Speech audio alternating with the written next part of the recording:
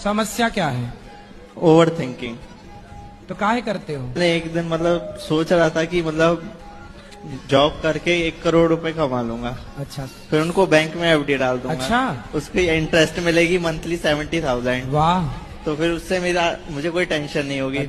फिर एक दिन थॉट आया कि मतलब पढ़ा था मैंने बचपन में कि भारत पे फाइनेंशियल संकट आता है तो गवर्नमेंट हमारे पास अकाउंट में जो पैसे होते हैं उनको ले लेती है। फिर मुझे उसकी टेंशन हुई तो मैंने सोचा गोल्ड खरीद के रख लेंगे, वो चोरी हो गया तो बस हाँ। चिंता रहती है।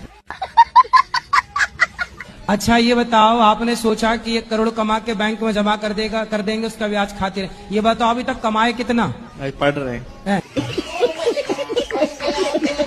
अभी 1 रुपया नहीं कमाए और करोड़ों कमा के बैंक में जमा भी हो गए, ब्याज भी खा लिया और ये भी विचार आ गया कि कहीं सरकार ले न ले तो ये नहीं गोल्ड खरीद लेंगे।